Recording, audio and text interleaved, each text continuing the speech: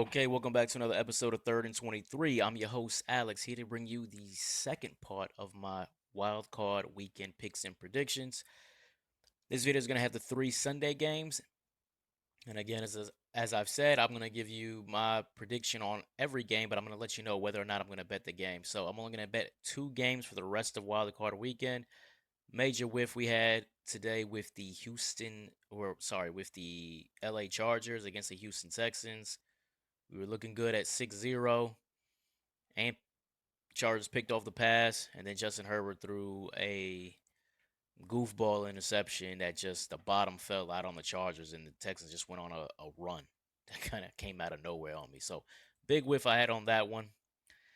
But we press on, so we're going to start it off with the Broncos at the Bills. This is going to be a game that I am going to bet on. This is going to be one of the two. So the Bills are an 8.5 point favorite. This opened at 7.5, and I've seen this go all the way up to 9, down to 8, up to 8.5. Now I'm seeing it 8.5. But there's a lot of fluidity with this spread, and it also depends on what book you're looking at, because not every book has it the same.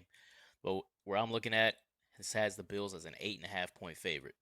So now when I'm looking at this game, first thing, if you look at statistically at these two teams, you're kind of seeing kind of even teams, right? The Broncos average 112 yards rushing per game, 16th in the league. The Bills allow 115 yards per game, 12th in the league.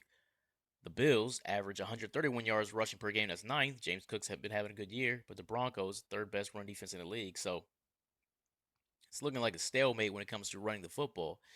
Then when you talk about passing the ball, particularly I want to look at the Broncos passing offense versus the Bills pass defense. The Broncos average 6.7 yards per attempt. That's 24th in the league.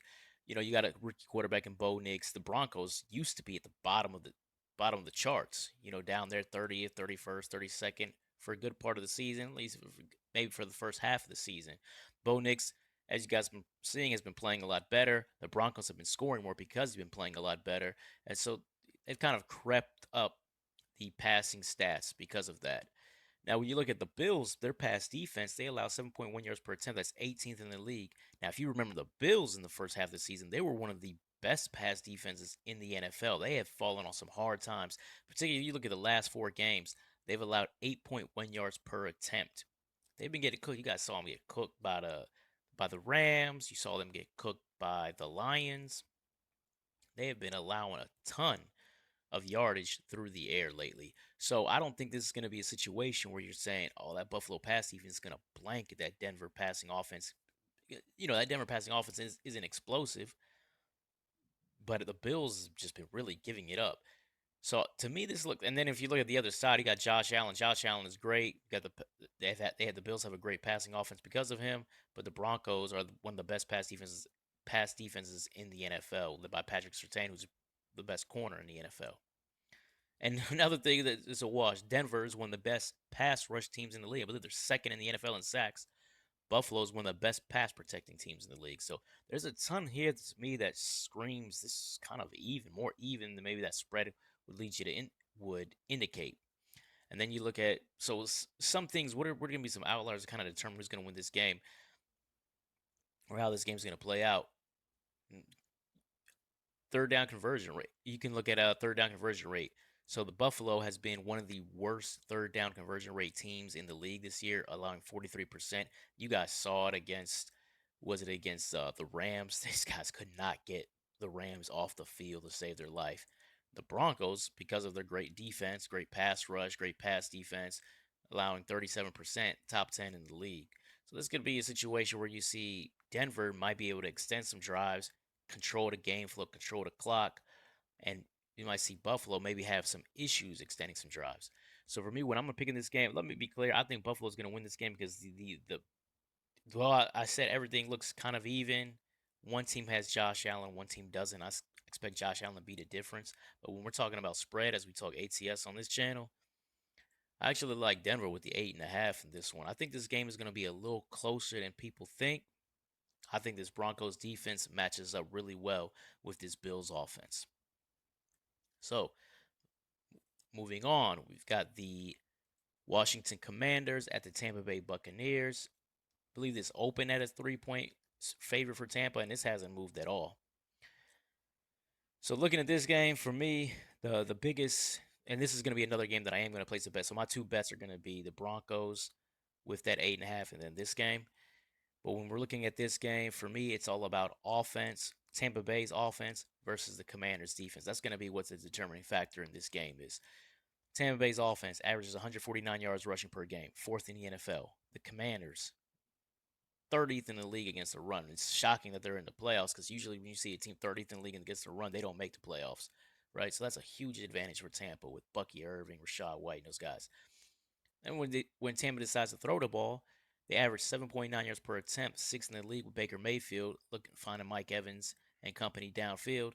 The Commanders only middle of the pack, allowing 7 yards per attempt, 16th in the league. So Tampa Bay's offense is going to be able to run the ball. That's going to set up play action and some single coverage matchups downfield for Mike Evans. And the Commanders don't have anybody on their team that can cover Mike Evans. So I see a big advantage for the Tampa Bay offense in this game.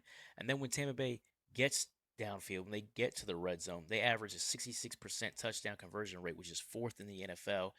And the Commanders are 22nd in the league in stopping teams in the red zone. So all of this, for me, points to Tampa Bay being able to control the flow of this game and score touchdowns when they get downfield in the red zone, and likely going to hit some big plays in this game as well. So Commanders' defense doesn't match up well with Tampa Bay's offense. Now, and on the other side of the ball, you have Tampa Bay is one of the better run defenses in the NFL. Commanders one of the better run offenses in the NFL. So that's kind of like a stalemate. We don't know how that's really going to play out. So it's really going to probably be more one-dimensional on Jaden Daniels throwing the football. Jaden Daniels is great, but rookie quarterback with one option that really scares you and Terry McLaurin, I just don't see them keeping pace with a Tampa Bay offense that I think is going to put up a lot of points. So I'm going to go with Tampa Bay, and I'm going to lay the 3. So that's it for my two games that I am going to bet on. Of course, we do have a third game on Sunday. That is going to be the Packers as a 5.5 point underdog visiting Philadelphia. For me, this is a rematch of the opener. If you guys remember, these guys opened the season against each other in Brazil. Now this game is going to be in Philly. You're looking at two of the best offenses in the NFL, two of the top rushing offenses. Both of these teams are top 5 in the league. Two of the top passing offenses. Both of these teams are top 6 in the league in terms of yards per attempt. Now the Eagles and Jalen Hurts, they don't have a lot of volume, so they don't get a lot of yardage. But when they do throw the ball, they're very efficient at it. Obviously, a lot of that has helped out with Saquon Barkley and how he's ran for over 2,000 yards this season. So a lot of teams are focused on trying to stop that rushing attack. But it allows single coverage for guys like A.J. Brown and Devontae Smith, and that's why that Philadelphia passing offense is pretty efficient. You look at the other side of the ball, Philly has the best pass defense in the NFL. Now, I don't know if they're going to be able to contain an explosive passing offense like Jordan Love and the Green Bay Packers all game, but that's a matchup that does, you can say, maybe I don't want to say favors Philadelphia, but at least they can kind of match up with a Green Bay passing game. So for me, the deciding factor in this game is going to be the red zone. Philly, they only allow touchdown 50% of the time in the red zone. That's fifth in the league. Green Bay is 20th in the league. In a game that I think is going to have a lot of points, I think, or at least a lot of offense, a lot of yardage. I think both teams are going to get a lot of yards in this one. I think when Philly gets down the field, they're going to score touchdowns. When Green Bay gets down the field, they might not score touchdowns at the same rate that Philly does. And like I said, I'm not going to bet this game. 5.5 seems like a weird spread for me. But at the end of the day, if I had to pick something, if you're saying we'll pick something, I would have picked Philly and laid the 5.5 just because I don't like what Matt LaFleur has been doing coaching wise in the past few weeks. So go ahead and give me Philly. Well, I'm not going to bet this game, but if I were, I would just say Philly and lay the 5.5. But again, I'm staying away. So anyway, that wraps up this video. If you like the content, please like, comment, subscribe, all that. And I will have the Vikings Rams game, which I'm not going to bet on, but I'll do a video just to show you guys, or just to let you guys know what I'm thinking of in that game. But again, if you like the content, please like, comment, subscribe, all of that. As you can see, my YouTube handle here in a few seconds. Take care.